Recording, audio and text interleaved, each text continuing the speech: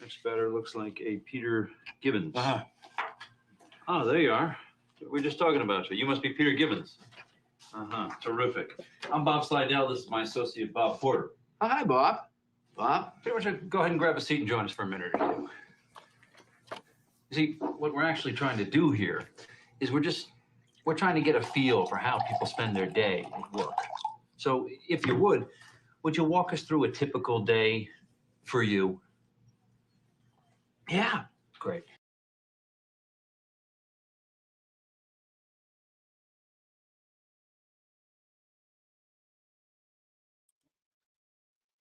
Good morning, all. LinkedIn, YouTube, and Twitter.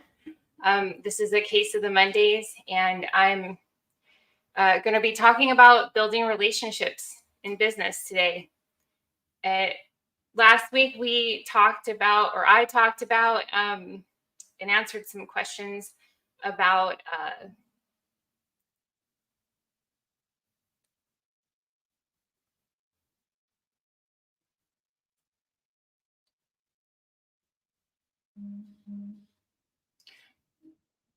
sorry, I was getting a message. So last week I talked about knowing your customer and how to go about researching and being strategic and having the focus a little bit more about who you're approaching and talking to and how to get conversations started. Something that I wanted to just plug in today, a podcast that I sat in through my connection with Ryan Mohammed and he had Chris was talking about the follow-up, which is a big part of knowing your customer and how to establish the next step, which is the building the relationship. So I wanted to give a quick shout out because that really just further, solidified what I was talking about and also kind of gave me some extra, encouragement for the conversation today about building relationships, which has a lot to do with having a strong follow-up. There's obviously, a lot of technology that's coming out into the markets. And I think that it's a great way to just make, to continue conversations with customers and to make things unique and fun, which I think is an important part of the workday. Next week, I'll be speaking with Dr. Constance Leland, and I'm so excited about that. We both kind of have a little touch. I have a little bit of a touch in education. She's all in, and we're going to be talking about communication. I love having the opportunity to speak with her because she's dealing a lot with students who are looking to start their professional careers, and I think that she'll have some great insight, and just we'll be able to have a really great conversation about how important communication is. Last week, my bulldog Tutu, she was a little bit of a distraction and disruption, but I wanted to introduce you all. Tutu, come here. Come here. Anyway, I'll move the camera down. She is my sweetheart and kind of the inspiration for the logo. I think she's being a little shy, but anyway, this is Tutu. She is my sweetheart. And just in case you all were wondering what all the barking was about last week,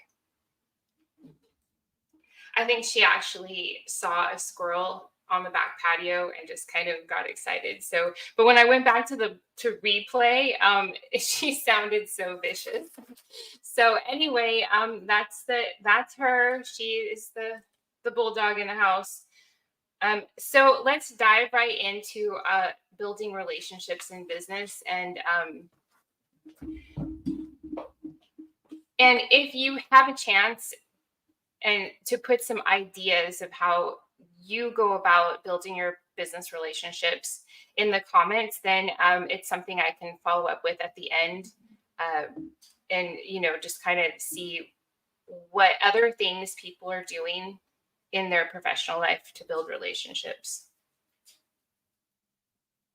So I think the starting point in building relationships, just going off of last week and how to think about the customer and kind of create a conversation around what they need and what's important to them, and then finding out if if your business is fitting.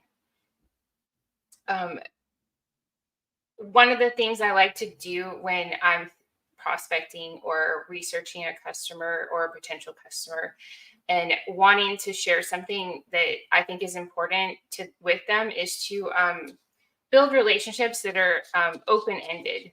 And what that means for me is the conversations are really back and forth, that there's not just me talking a lot and the person's listening and I'm just presenting to them, and then there's a lot of like persuasion involved. It's really a back and forth. And I wrote down an example of something I might do if I was like, I had researched and I was pretty sure that if I called this company and spoke to the decision maker, that what I was going to say was important. So I wouldn't necessarily start my initial contact with like just a pitch. Here's an example of what I would do in my initial phone call. And here we go. So, hi, this is Teresa with ABC. I noticed 123 Company is in retail and wanted to get your email if you don't mind, so I can follow up and ensure you have all my info. 123 Company seems like it's popular with influencers on social media right now. How has that impacted your department? And then pause. You want to ask an open-ended question that allows the other person to then add their perspective. So I like to ask for email because I feel like that's such an important piece for any kind of follow-up, even if you're just introducing yourself. The second part to building a good relationship is really spending time getting familiar with current events and really like understanding the industry that the customer's industry or the prospect's industry, that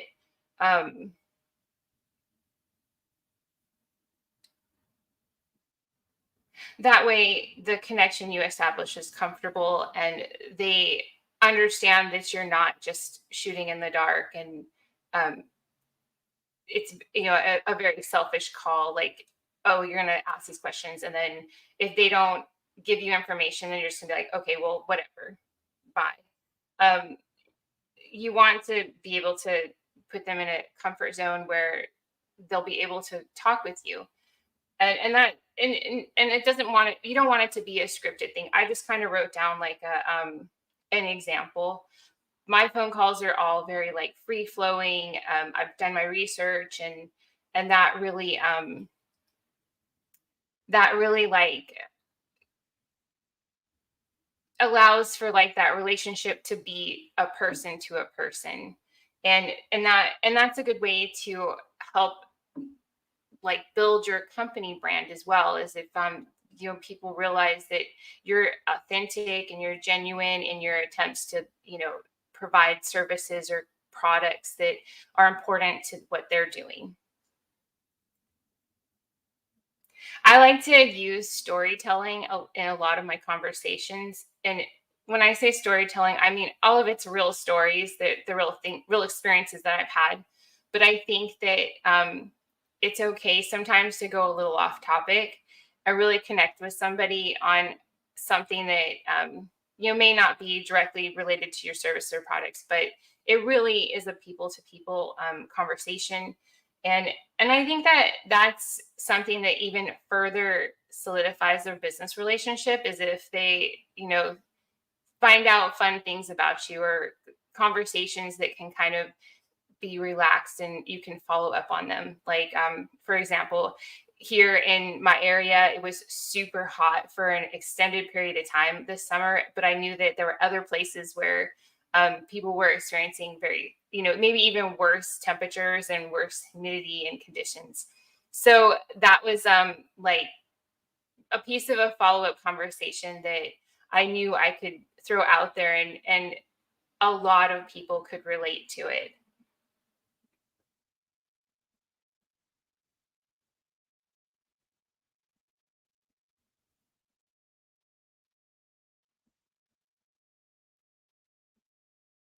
And if you think that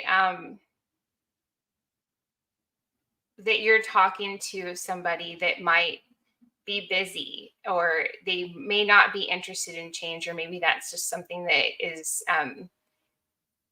just one more thing for them to worry about, then it's always good to establish yourself as a helper. Like, just let them know that you're not calling to create more discomfort for them. You're calling to be somebody they could reach out to if it came up. And in business relationships, it's always good to kind of have that particular standpoint, um, especially if the company or the person that you're talking with needs, to establish more trust in you. So I like to kind of say something like, "Hey, I'd like to be helpful with your business this year, and would you mind if I follow up?"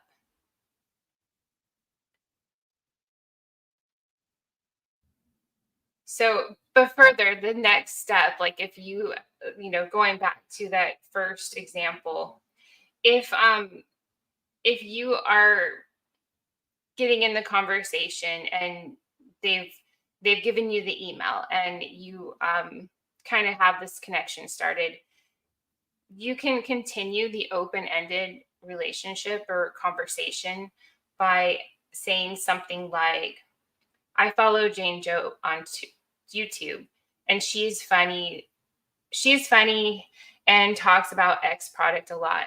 And then pause and see if possibly they're aware of that influencer and what that what that's all about, and see if they might have a like a perspective.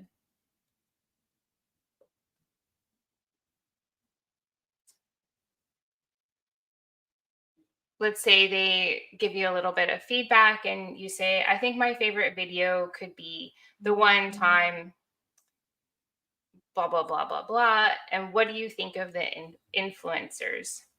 And then that really can give the other person a chance to like talk about some of the things that, if they happen to be also noticing that, then they can talk about their favorite video or whatever. But it's really a way of establishing these conversations that are more of the relationship building aspect. And then of course I like to end the this is all an example of a call. I like to end it with, "I won't take up a bunch of your time, and thank you for helping me out with your email. If you don't mind, I would like to follow up with some more information about what I do with ABC Company and their services, and um, on a call, and see if I can be helpful for your business this year. Is that fair enough?" And those are always good ways to end a lot of times you'll want to ask a question and it can end in a yes or no answer. And one of the things in relationship building is you want to get the other person to feel comfortable and be able to give you feedback. So saying something like, "Is that fair enough?" is a really a light way of letting them end the conversation and have the last word.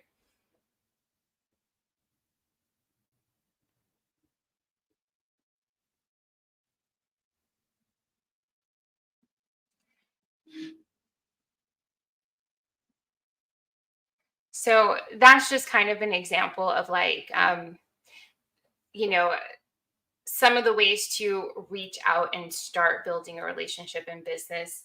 I've found over the time that you want to listen to to who you're talking to, and really kind of almost become a fan and really believe in what their goals are. That way, when you're talking to them about your value, you're really looking at what kinds of things can you do to help push their process for them, or provide a product that simplifies things for them. So that, and I always like to just throw my personality into it and just be excited. And I know, like, this is the case of the Mondays. It's 8 a.m. and on Monday mornings, and I'm not so much a morning person. So you all get like like the hamsters half energy spinning the wheel. But definitely during the day when I get into my workflow, the in front of people, I have a lot more energy and excitement. And of course, I've been doing what I do for a long time, so the conversations are really easy for me. For people that are starting out, I definitely would recommend, like, spend a good part of the first part of your day getting some of your research in, or do it in the afternoon and planning for the next day to make early phone calls. But I really feel like the best relationships are built off of you having studied your product and service and your company mission and culture, and of course the industries. And even with like, if you get into international business, I think it's so great to research kind of like the business culture of different places, and then try to um, incorporate that into the interactions, so that people understand, like, that I'm coming to them from like a helper standpoint, even though this is a business conversation, and there's always like things to discuss and to plan and to negotiate. That initial intention of being the helper is, I think that's so powerful in building relationships, especially long term, because you want people to think of you when they have a question, or they're wanting to know if it's something's possible, or if they can make changes, or whatever might be the need. um, so the industry I work in is very service oriented, so I'm probably always going to be talking about that sense of service rather than just a product. um, so and I mean, I've even like gone so far as to get in conversations with people and tell jokes and like share a bit of my personal side, and and let them see that we're not all, cookie cutter people in business, that everyone has like a little bit of their personal side. So don't be afraid to be authentic and to share a bit of yourself. I mean, of course, have boundaries and with that, because um, business will always be expanding and changing, and like, you know y- people can like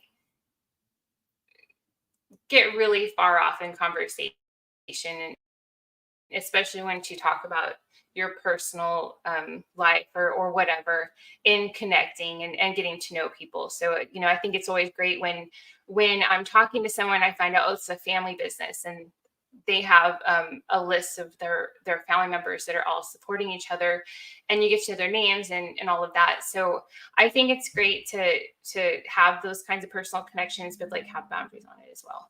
So that's kind of the initial my initial thoughts on building relationships. I think just always being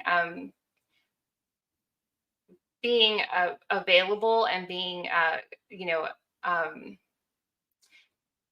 in touch with what's going on, and always doing a really good follow up. And I think as if you can follow up and keep things unique and continue that personal touch, I think that even further supports the comfort zone for people to talk with you and work with you. Hi, Kadir. It's so good to see you every Monday. I'm glad you look forward to it. I hope whatever, if there's even one piece of information that you take away every Monday, that is something that I can provide. And all the other people that are attending the show, that's pretty much what I wanted to touch on today as far as relationship building, but to be open and helpful. I think that's the key factor in great follow-up. So I'm going to go ahead and leave you all to your work week. And thank you so much again. I'll see you next week with my conversation with Dr. Constance Leland. I think it's going to be really exciting. I'm on this alone some of the time, so it's more challenging to do these podcasts by yourself than when you have someone to kind of bounce off of and create different perspectives. I think that's where it's really exciting, is when you have different points of views going on in the same conversation. All right, Kadir, thanks again. And everyone else, have a wonderful work week.